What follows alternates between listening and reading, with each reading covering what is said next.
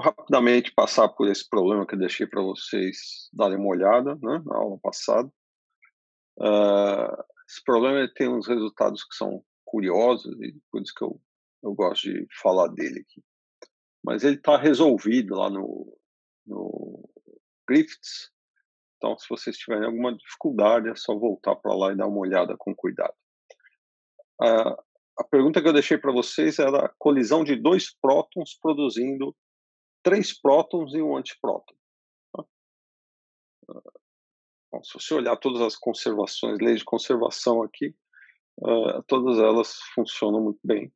E você só precisa do quê? Uma certa quantidade de energia cinética mínima para poder produzir essa quantidade de prótons no estado final. Tá? Porque se os dois prótons iniciais tiverem pouca energia cinética, é óbvio que você não consegue produzir quatro prótons.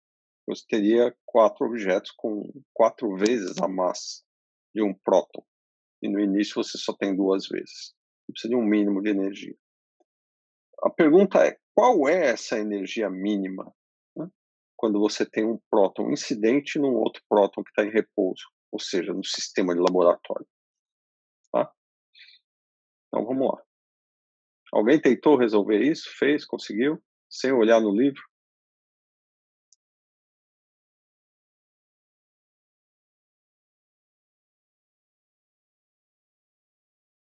Então, vamos lá. Referencial de laboratório. Vou chamar aqui. Tudo que não tiver... Bom, eu não vou colocar lab e tudo, eu vou deixar sem índice nenhum. A única diferença é que no laboratório eu vou colocar linha na energia. Então você tem inicialmente um próton desses dois está em movimento. Então ele tem uma energia que eu vou chamar. Eu vou tirar esse índice P, que todo mundo sabe que se refere a um próton. Tá? Que tem uma energia E'.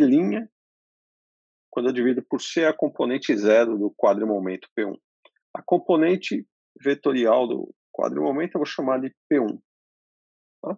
É um trivetor. E para o próton que está em repouso, eu vou associar um quadrimomento P2. Claro, geralmente a gente coloca um índice aqui, mas se eu não colocar também, você já sabe, eu abuso um pouco na linguagem, e quando eu não coloco o índice, não quer dizer que é uma componente, não, é um quadrivetor usual, tá? Mas é comum isso em física de partículas. Como ele está em repouso, ele só tem energia de repouso, que é a sua massa.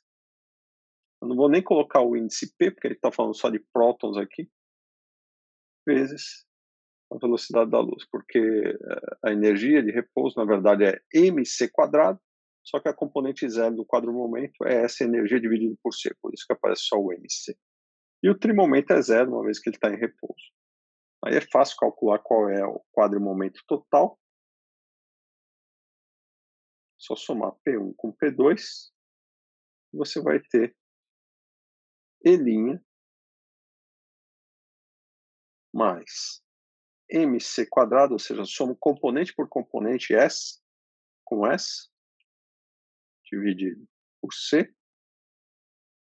e o trivetor com zero é o próprio trivetor P.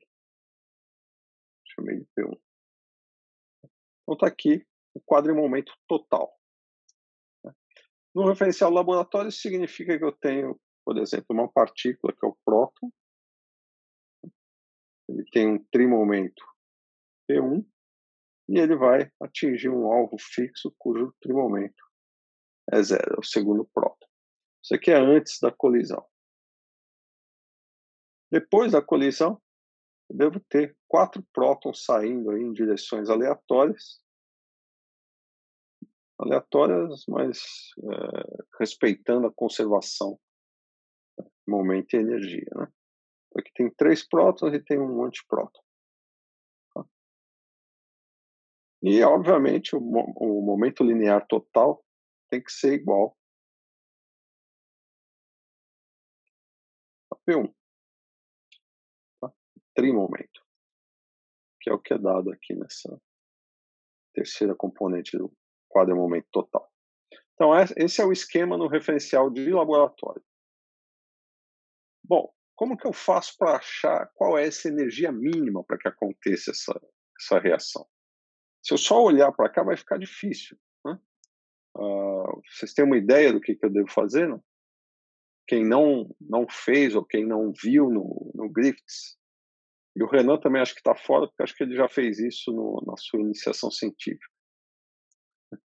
Foi.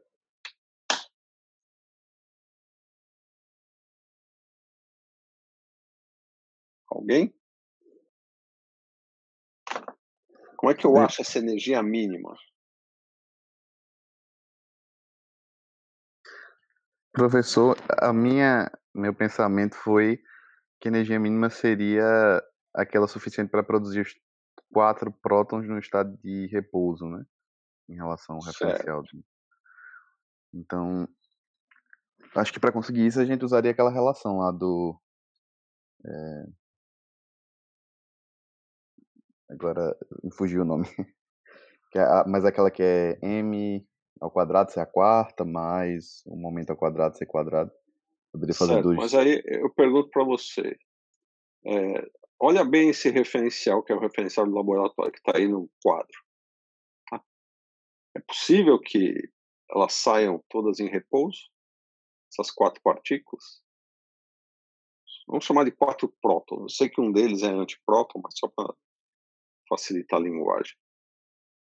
É possível que esses 4 prótons saiam com energia cinética nula? É isso que você está dizendo, né? A energia mínima tem que produzir todos eles parados, no mínimo. É isso que você está pensando. Faz sentido quando eu olho para esse referencial do laboratório?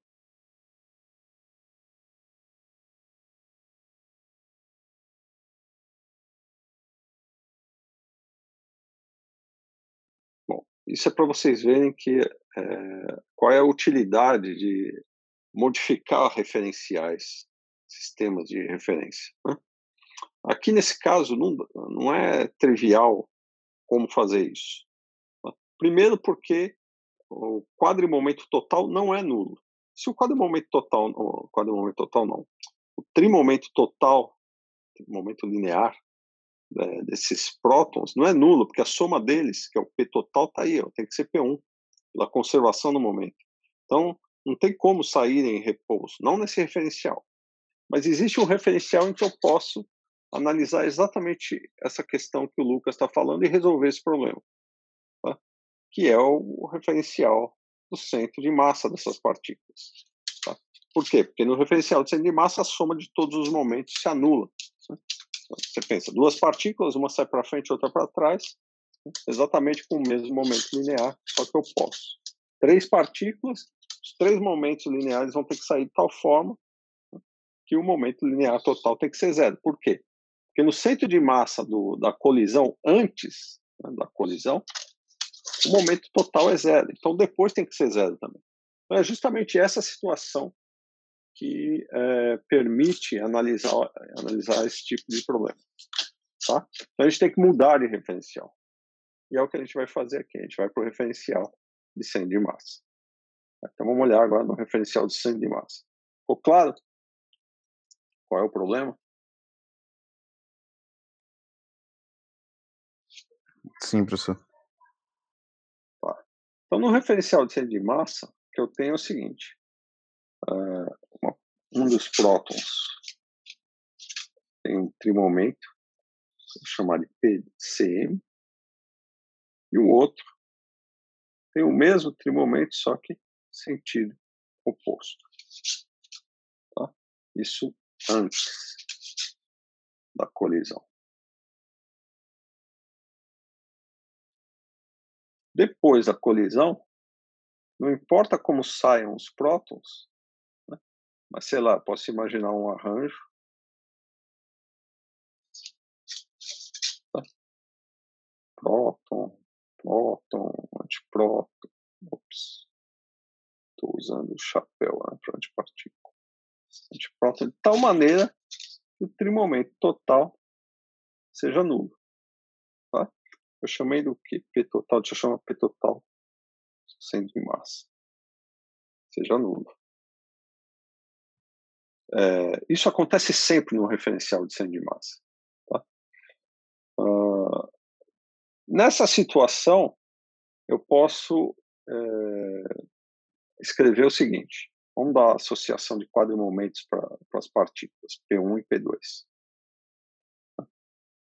Então, P1, eu tinha chamado P1 no laboratório, aqui eu vou chamar P1 centro de massa. É igual a quê? A energia do próton 1, que eu não sei qual que é, dividido por C, e o seu trimomento, centro de massa.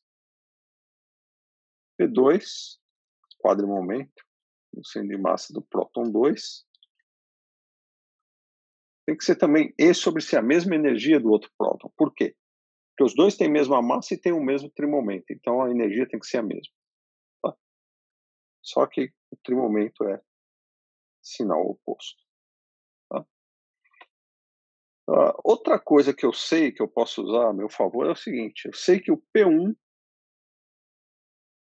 mais P2 no referencial de laboratório é o P total no laboratório. Eu não preciso colocar lab aqui porque eu estou deixando sem índice. P total no laboratório. Isso aqui é quadrimomento. Tá?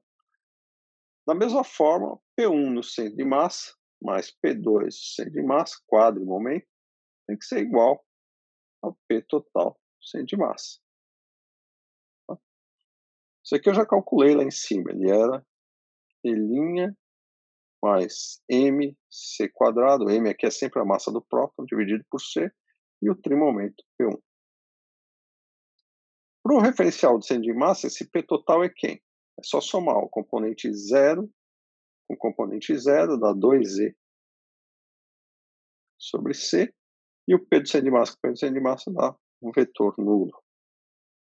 Tá? Ok. Até aí tudo bem.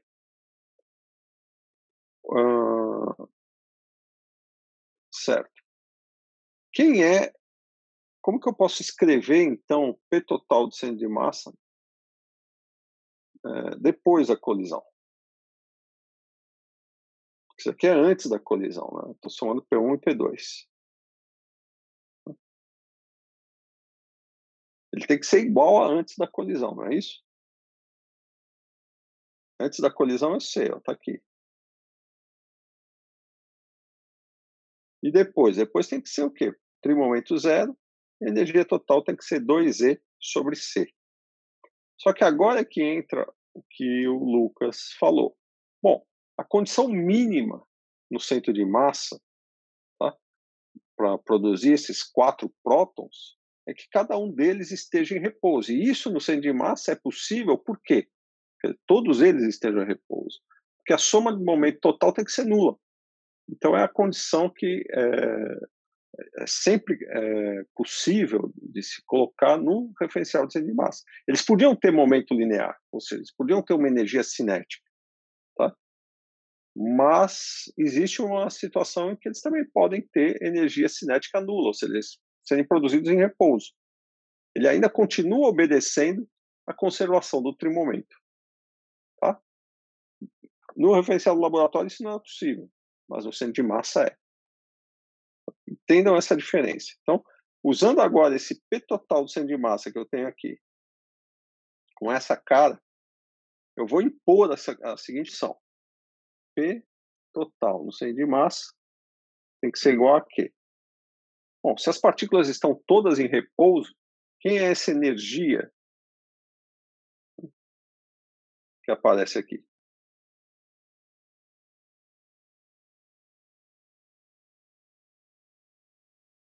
Vai ser o mc quadrado, né, professor? Essa energia tem que ser o quê? Não, mas espera aí. Lembra, você está falando de 4 prótons no estado final. Tá? Esse E, 2E sobre C, tá? Ele tá associado com quem? Com 4 prótons. Então, quem que ele tem que ser? A energia de repouso de cada um dos prótons somado. Tudo isso tem que dar 2E sobre C, não é isso? Então, Sim. isso daqui se torna... Isso daqui... Eu vou colocar a condição aqui. Quando... Eu vou colocar 4 prótons, mas todo mundo sabe que tem um antipróton aí. Em repouso. Então, 2E sobre C tem que ser a soma das energias de repouso de todos esses prótons, que é 4 vezes a massa do próton, vezes C quadrado, como está dividido por C, vezes C. E o trimomento, 0. Então, está aí o P total no centro de massa. Só que eu conheço também o P total no laboratório. Né? O P total no laboratório está aqui. Ó.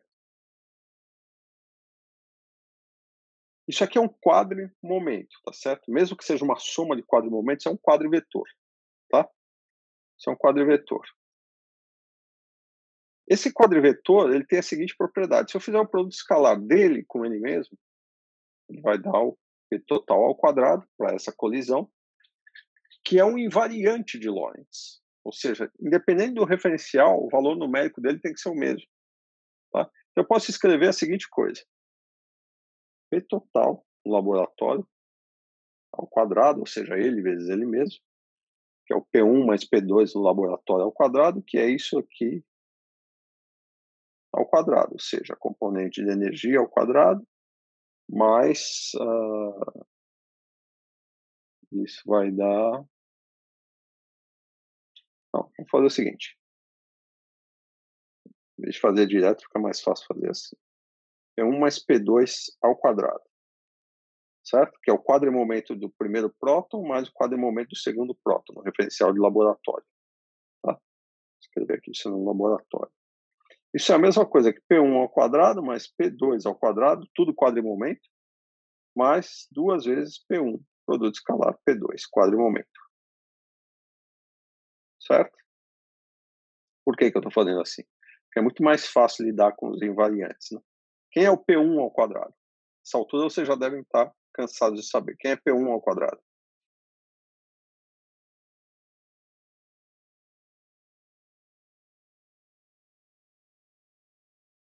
Vocês estão aí? Não?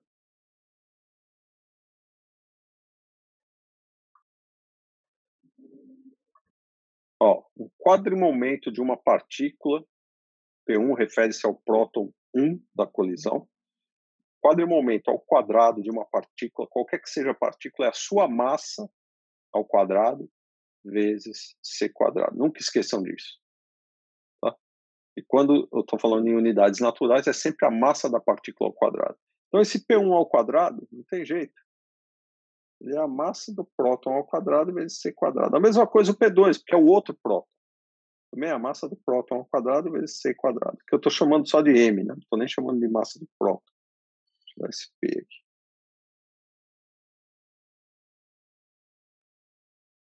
Lembram disso? Então eu tenho 2m quadrado C quadrado mais 2 vezes P1 escalar P2. Quem é o P1 escalar P2 no laboratório? Vamos olhar lá. P1 escalar P2, ó, componente de energia vezes componente de energia, vai dar MC vezes E' sobre C, que é a mesma coisa que M vezes E'. Certo? P1 com 0 dá 0. Então só sobra a componente de energia, que é M vezes E'. M vezes E', vezes esse fator 2. Tá aí. Esse é o quadrimomento total no laboratório, que deve ser idêntico ao quadrimomento total no referencial do centro de massa. Tá? Mas a pergunta que foi feita, vamos lembrar, a pergunta que foi feita é qual é a energia mínima no referencial de laboratório para produzir esses 4 prótons. Quem é a energia mínima? A energia mínima tem que estar associada com a energia do próton no referencial do laboratório, o E'. Né? E a gente já sabe que vai ser a mínima, né? Esse cálculo que a gente está fazendo já vai me dar a energia mínima, porque eu estou colocando todos os 4 prótons do estado final com energia cinética nula. Tá? Então eu só tenho que isolar isso daqui e descobrir quem ele é. Então, vamos isolar. Isso aqui vai dar E' vai ser P total no laboratório ao quadrado menos 2m quadrado C quadrado. Né? Eu só estou passando esse termo para o lado esquerdo, né, dividindo tudo por 2m, que é a massa do próton. Tá? Só que quem é o P total? A gente acabou de calcular o P total no... Desculpa. O P total no referencial do laboratório, aí é quem a gente calculou e está usando aqui o resultado. Agora a gente vai calcular o quê? Esse P total, ele é invariante, então ele tem que ser idêntico. Vou colocar aqui em outra cor, só para ressaltar isso. Isso aqui tem que ser idêntico a quem? Ao P total no referencial de centro de massa ao quadrado. Todo mundo enxerga esse vermelho aí? Tá ok? E quanto vale isso no centro de massa? Aqui é o P total no centro de massa. Ele ao quadrado dá 16m quadrado C quadrado. Tá? Então eu substituo esse P total que está aqui. Em vez de usar agora o resultado no laboratório, eu vou usar o resultado no centro de massa, que me dá esse fator ao quadrado. Então, vamos lá. Substituindo, eu tenho 16m quadrado C quadrado menos 2m quadrado C quadrado sobre 2m. Portanto, E' igual. Bom, 16 menos 2 dá 8. 8 dividido por 2. É isso? Não, menos dá 14. 14 dividido dá 7. 7m C quadrado. Ou seja, a energia mínima que esse próton tem que ter são 7 vezes a massa do próton, vezes C quadrado. Em unidades naturais, tem que ter uma energia de 7 vezes a massa de um próton. Tá? Então, o próton que vai colidir no outro próton que está em repouso, ele tem que ter uma energia que é 7 vezes a sua massa. Tá? Como ele já tem parte dessa energia, que é uma vez a sua massa, ele precisa, então, de uma energia cinética que é de 6 vezes a sua massa. Uma massa do próton aproximadamente 1 GeV, eu diria em torno de 6 GeVs a mais. Tá? Ou seja, 6 GeVs de energia cinética. Calcular a energia cinética, se vocês não lembram, é fácil. A T', vou chamar de linha, vou chamar, T' é a energia que ele tem no referencial do laboratório menos energia de repouso. Portanto, C quadrado. Vou escrever aqui em visão. Tá? Então, essa é a energia cinética mínima que esse próton tem que ter para que ele produza nessa colisão 4 prótons no estado final. Tá claro para todo mundo? Tá sim, professor. Ok. Então, aqui vocês viram a utilidade de brincar com os referenciais. Né?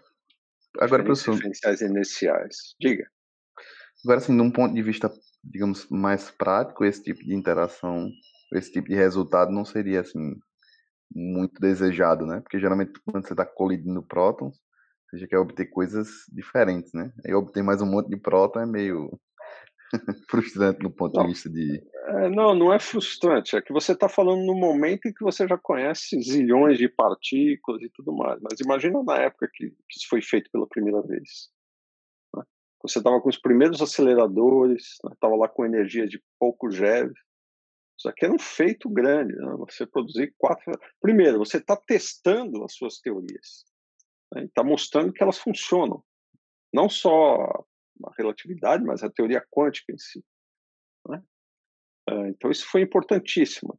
Mas aqui está para ilustrar para vocês, né, como é que se trabalha com quadrimomentos.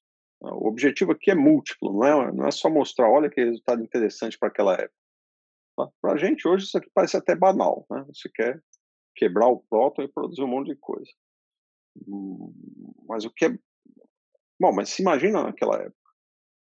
Você 2 prótons, você está produzindo 4. E entre eles, um antipróton. Né? Isso é fantástico. É uma maneira de você produzir o antipróton. Pense bem nisso. Tem o jeito de você pegar um próton contra próton e produzir um próton-antipróton? Não tem. O único jeito é produzindo 4 deles no estado final, por causa da conservação do número bariônico.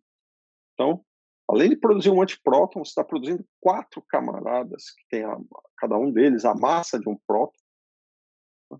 Testando o poder da relatividade nas colisões de partículas. Né? E aqui você está vendo o poder de utilizar essa notação de invariantes de Lorentz. Porque, veja, para eu poder comparar as duas coisas, eu precisei necessariamente usar o fato de que no referencial do laboratório, que um dos prótons está parado, isso daqui é igual ao momento ao quadrado no referencial do centro de massa. Tá? E as contas são muito simples. Imagina fazer tudo isso com transformações de Lorentz. Compreende? Então, aqui serve como uma ilustração do poder do uso desses invariantes de Lorentz, e em particular do cálculo utilizando quadrivetores, componente por componente. Aqui a gente fez um cálculo, né?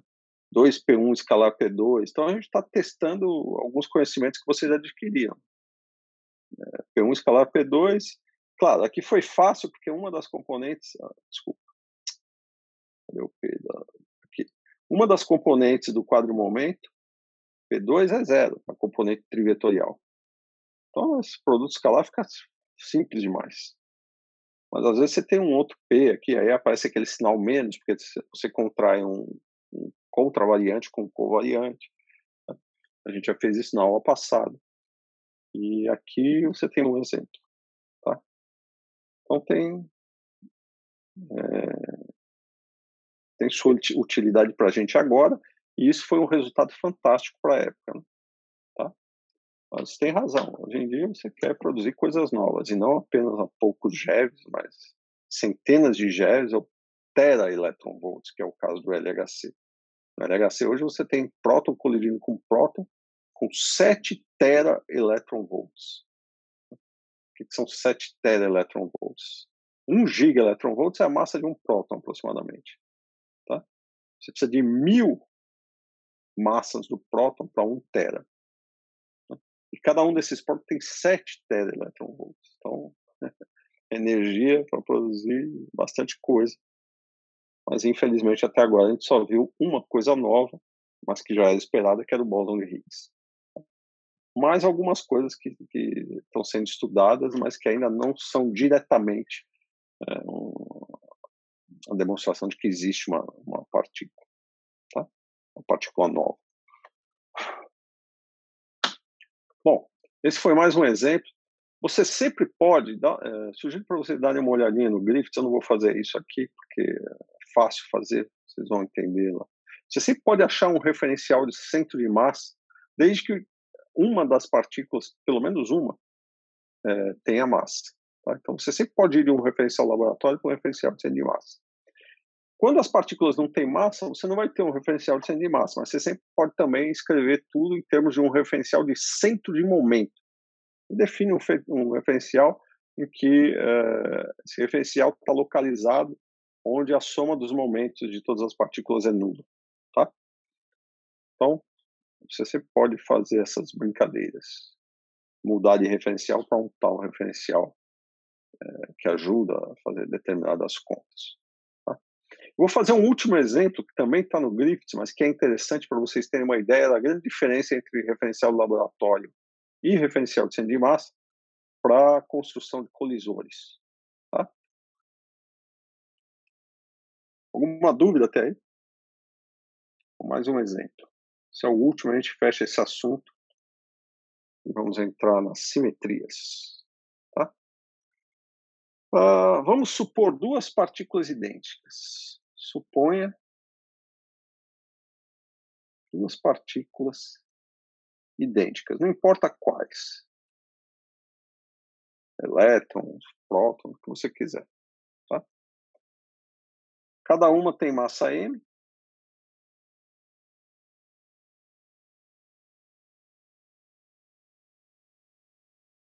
Tá? E energia cinética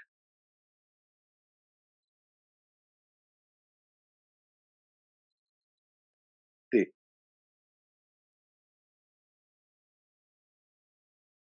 E elas colidem frontalmente. Ou seja, esse referencial é justamente o referencial de centro de massa. Né? A pergunta é: qual a razão entre T', refere-se à energia cinética no referencial de repouso de uma das partículas. Tá? Uma das partículas você pode escolher em repouso, e a outra partícula que vai estar em movimento vai ter uma energia cinética T'. Então, ele quer saber qual é a relação, qual a razão entre a energia cinética T', né, com relação à energia cinética T no referencial de centro de massa. Então, T no referencial de centro de massa, T' no referencial de repouso. Tá? Bom, para resolver esse problema, a gente vai e escreve essas duas partículas que vão colidir nos dois referenciais. No referencial, então vamos começar. No referencial do centro de massa, o momento total dessas duas partículas, primeiro, o trimomento é zero, então o momento total só pode ser o quê? A soma da energia de cada uma, como elas são idênticas, cada uma vai ter uma energia E, e essa soma é 2E sobre C. Essa é a componente zero do quadrimomento. Tá? No referencial laboratório, eu posso escrever P total, laboratório. Isso aqui é o mesmo problema que antes. Tá? Uma está parada, a outra está em movimento com energia E'. Né?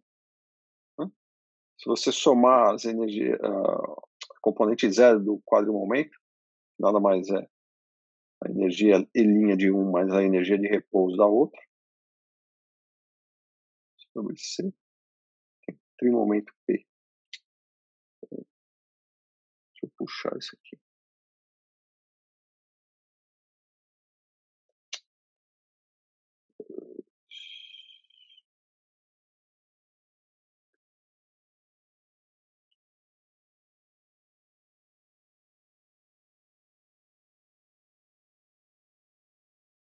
C quadrado P. Tá? Até agora é a mesma configuração de antes para o momento total, né?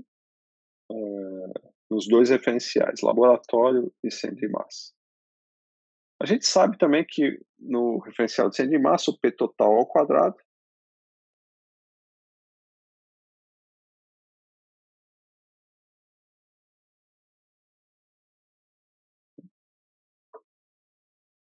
é isso aqui, porque o trimomento é zero. Né? E no laboratório,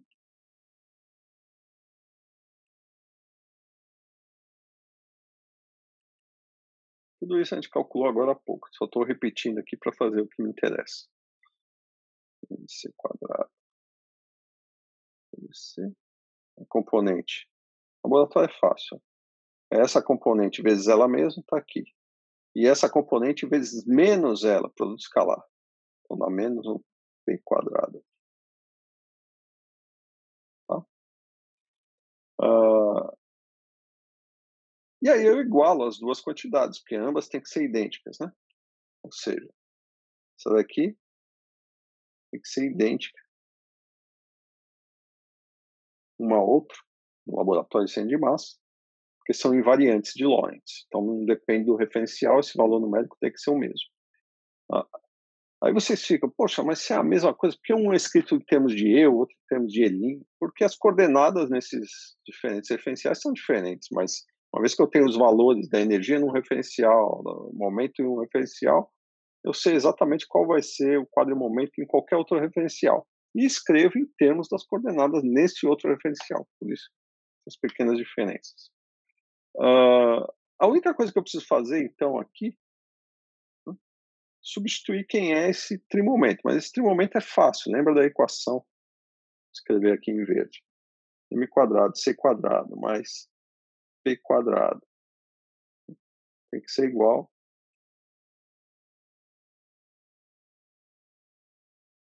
Lembrando que esse P é o trimomento no referencial de laboratório, por isso que aparece o Elin aqui. É a equação de Einstein, equação relativística para energia e momento. Tá? Substituo, então, isola esse P quadrado, passo o MC quadrado para o lado direito, substituo aqui, igualo as duas, façam essa álgebrazinha, muito simples. Vocês vão obter o seguinte. E',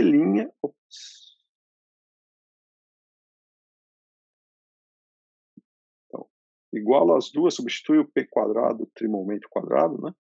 Vocês vão obter E' igual 4E quadrado sobre C quadrado, 2M quadrado, C quadrado, tudo isso dividido por 2M. Tá?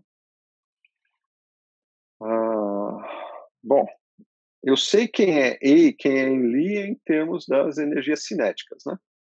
Cada energia total, E ou E'linha, é a soma da energia cinética, que eu chamo de T ou T'linha, mais a energia de repouso, que é a massa vezes C quadrado. Então, só vou colocar aqui do lado para vocês lembrarem, mas vocês já sabem disso, né? Energia total, energia cinética, mais mc quadrado, e o E' é T'linha mais mc quadrado, tá? Substituo o E e E', onde aparecer nessas equações, tá? E eu vou ter o seguinte, do lado esquerdo, T'linha mais mc quadrado, igual 4T mais mc quadrado ao quadrado, dividido por C quadrado, menos 2M quadrado C quadrado, tudo isso dividido por 2M. Tá? Menos, tem mais um termo que está faltando aqui. Peraí. Não, é isso mesmo. Tá? É isso mesmo. Tá? O que eu vou fazer agora é passar isso para o lado direito. Tá? E você vai obter. Então, passe isso para o lado direito e escreva essa equação aqui. Eu vou direto janela simplificada. Pequena simplificação para a gente não perder tempo. 4T vezes 1 mais T sobre 2M C quadrado. O resultado é esse. Ele quer saber a razão entre T' e T. Então tá aí, é só passar o T para o lado esquerdo. É claro, vai ser uma equação que T' sobre T é função de T. T aparece aqui. Então, se eu passar isso aqui dividindo, eu vou ter o T' sobre T em função de T. Mas o resultado é esse. Olha só que interessante. Tá? T' é a energia cinética de uma das partículas no referencial do laboratório. T é a energia cinética que essas partículas têm, cada uma delas, no referencial de centro de massa. Tá? Por que essa equação é interessante? Pense no seguinte. Pense que a energia cinética... Pense no elétron, por exemplo. A energia cinética do elétron é muito pequena comparado com sua massa. Então, isso recuperaria o quê? O resultado clássico, porque isso aqui seria um número muito pequeno e o resultado seria o seguinte.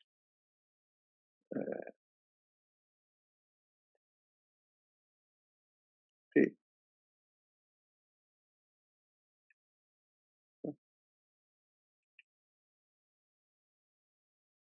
T' igual, aproximadamente, né? 4T. Bom, por que isso era um resultado esperado, classicamente? Tá? Porque você tem duas partículas, certo? O T' refere-se ao referencial do laboratório. Então, no referencial de centro de massa, cada uma tem uma energia cinética T. Né? No referencial do laboratório, uma delas não tem energia cinética nenhuma e a outra vai ter toda a energia cinética do problema. Né? Ou seja, se num referencial uma tem velocidade V, a outra tem menos V, duas se aproximando, elas estão se aproximando frontalmente, um choque frontal. Então, quando uma está parada, no referencial em que uma delas está parada, a outra vai ter velocidade 2V. Como a energia cinética vai com a velocidade ao quadrado, isso implica no fator 4, né? Na relação entre uma energia cinética e a outra. Compreendendo? Tá? Então, isso é de se esperar. Agora,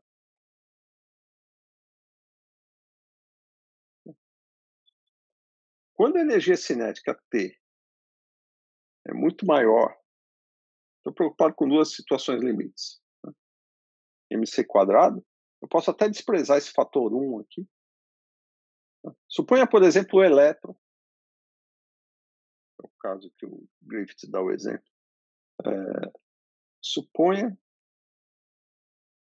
um elétron com uma energia T, no referencial de centro de massa, igual a 1 GeV. Tá? Se você lembrar, a massa do elétron vezes C quadrado é 0,5 MeV, milhão de eletronvolts. 1 GeV é 1 gigaeletronvolts, 10 a nona eletronvolts. Duas vezes essa massa vezes C quadrado dá 1 MeV. Então, 1 GeV dividido por 1 MeV é um fator 1000. 1000 comparado com 1 é 1000. Né? Portanto, T' vai ser 4.000 vezes maior.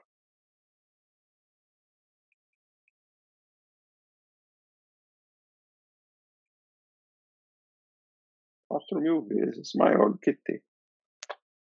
Tá?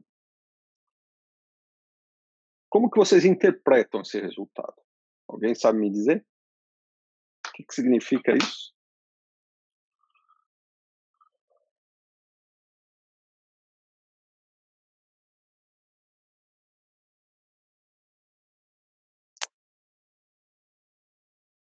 Vamos lá, vocês são físicos. Como vocês interpretam esse resultado? T', energia cinética de das partículas no referencial do laboratório, nessa situação, que é o elétron, vale 4.000 vezes a energia cinética no referencial centro de massa. Eu quero comparar dois tipos de colisores. Aquele colisor de alvo fixo, que vem uma partícula e pá, bate no alvo, que é o referencial do laboratório, com outro, que é o referencial de centro de massa, onde as duas partículas são aceleradas e colidem num ponto que é justamente o centro de massa. Isso é o chamado colisor, né? Anel colisor, geralmente.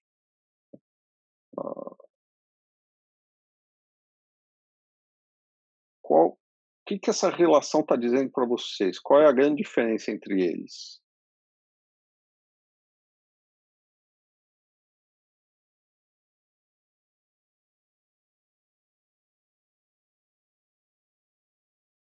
Certo, ninguém quer arriscar. Ou ninguém está aí. Mas eu vou dizer para vocês, então, o que é. Olha que bacana. Então, lembra, esse elétron, no referencial de centro de massa, ele tem só um GeV. Cada um deles só tem um GeV, eles vão colidir. Tá? E vão produzir o mesmo resultado em termos de... Porque é claro que o evento que vai ocorrer não depende do referencial, né?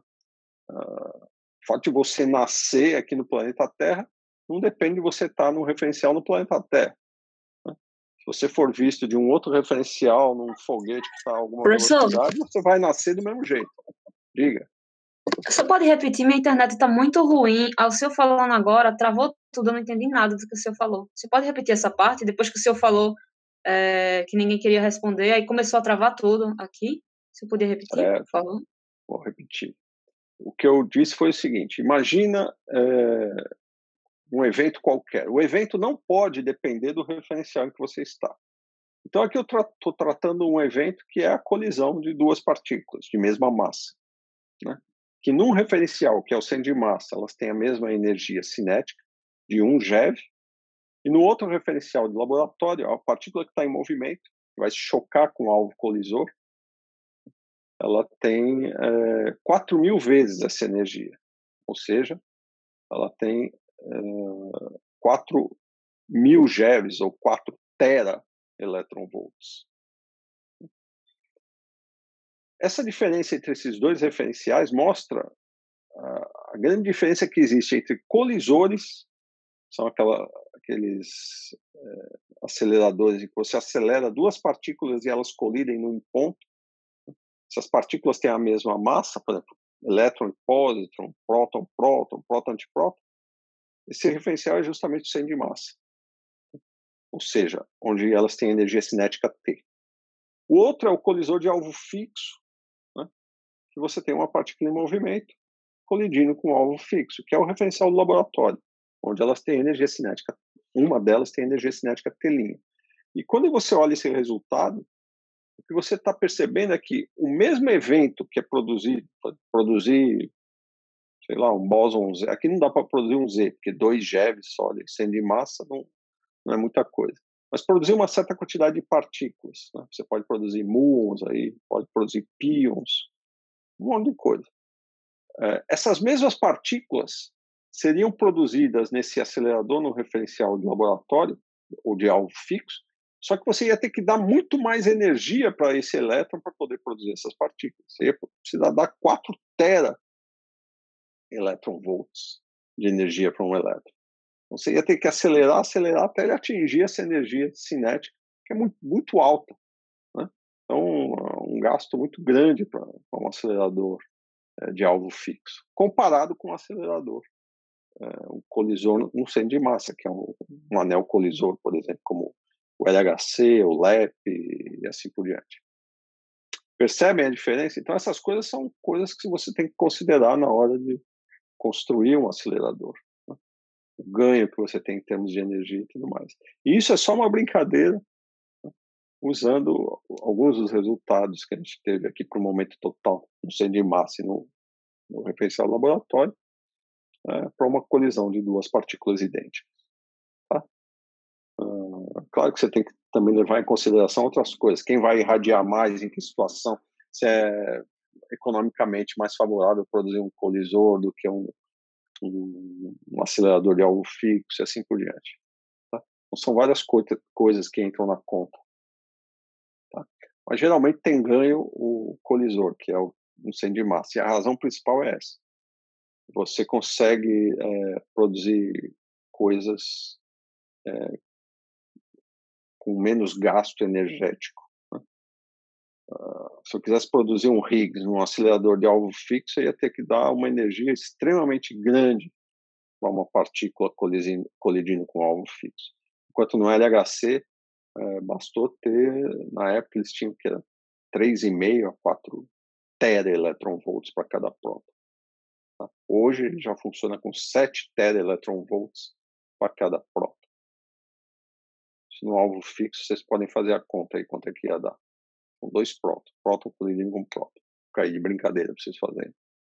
Mas o resultado está aqui, é só usar agora os valores, substituir. Tá bom, pessoal? Com isso, eu vou encerrar essa parte de cinemática. Eu acho que tem o suficiente aqui para vocês saberem o que é importante para a física de partículas. Eu sugiro que vocês façam alguns exercícios. Tem acho que um exercício em particular no Griffiths, que ele comenta sobre as variáveis de Mandelstam. Essas variáveis são importantes em física de partículas, a gente usa muito. Na verdade, é uma combinação dos... Eu vou só comentar quem são elas. Tá? É uma combinação de quadrimomentos dando certos invariantes. Por exemplo, suponha que eu tenha numa reação uma partícula assim, assim. Não importa o que ela está trocando. Tá? Eu vou associar quadrimomento P1, P2, P3, P4. e outra assim, P1, P2, de novo, não importa qual é a reação aqui, P3, P4, o que eu vou escrever aqui vale para todas as reações. E, finalmente, uma outra em que eu troco nesse diagrama, né, isso nem sempre vai ter, isso só vai ser possível quando as partículas no estado final forem idênticas. Então, se vocês não se lembrarem disso, vocês podem... Quer dizer, o que eu fiz aqui é o seguinte, essa partícula que estava aqui embaixo, ela vai aparecer em cima do detector, e essa que estava em cima vai aparecer embaixo. Então, eu troquei, né, P1, P3, P4, P2.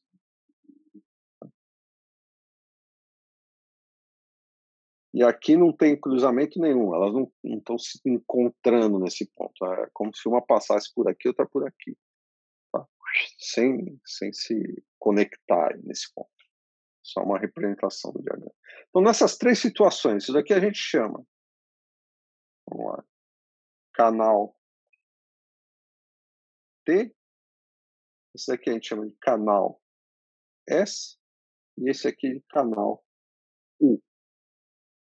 Por que tem essas letras que são chamadas variáveis de Mandelstam, S, T e U?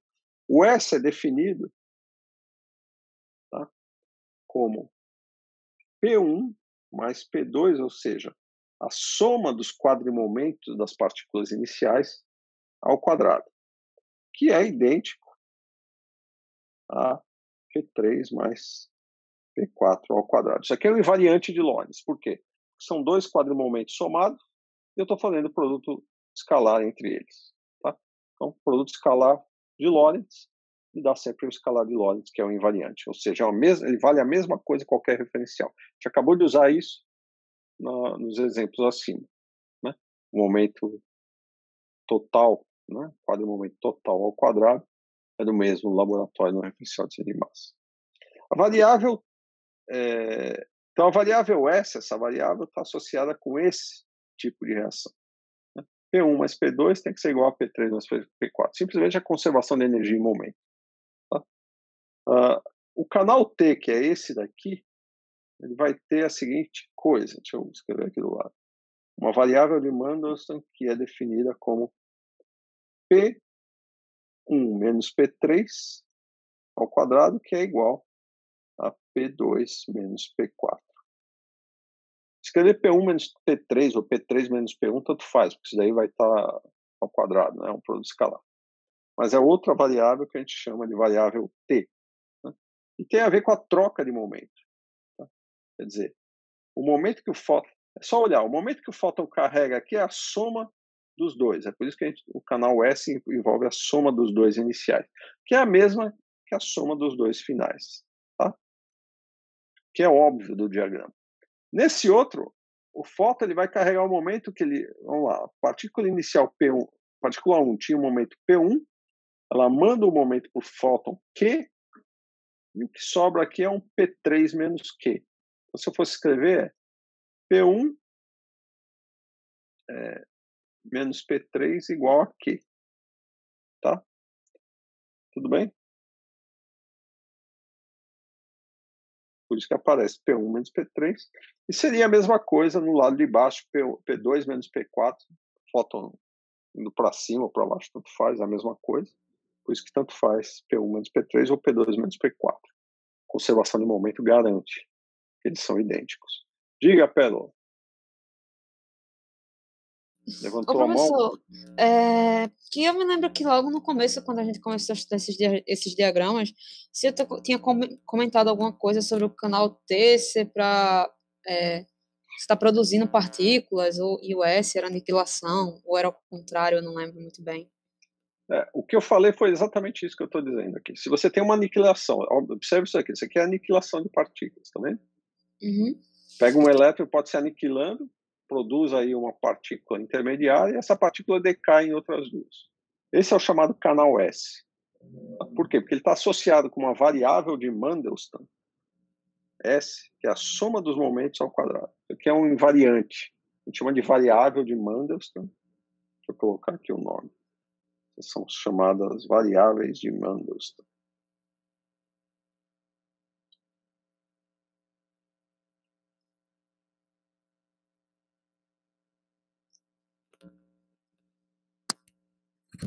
E aí aparece num dos exercícios do Griffiths, mas eu vou falar delas aqui porque isso é importante em física de partículas. A gente não vai usar tanto, acho que aqui nesse curso, mas na literatura aparece muito.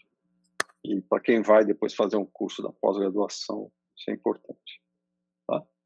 Mas não tem nada demais a não ser 3 invariantes de Lorentz que são úteis em física de partículas, porque envolve justamente essas combinações dos quadrimomentos das partículas.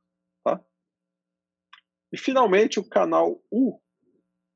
Quando você tem partículas idênticas, você vai poder ter um gráfico também que envolve essa troca das pernas externas, o P3 com o P4. Tá? Tanto é que o canal U vai te dar o seguinte. Ele é P1 menos P4 ao quadrado, que é igual a P2 menos P3 ao quadrado. Tá? Se você olhar para o canal T, eu estou trocando 3 com 4. Tá? É a mesma coisa. Por quê? Porque eu troquei as pernas externas.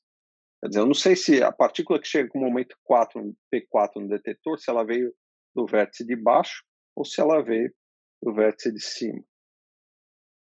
Quando elas são idênticas, eu tenho que fazer essa consideração colocando esse diagrama de Feynman-Esser que envolve esse canal U, né, que é outro canal de troca. Esses canais, ó, veja, a gente chama de canais de troca. Por quê? Porque eu estou trocando uma partícula intermediária. Tá? Aqui não, aqui eu estou aniquilando numa partícula intermediária. Tá?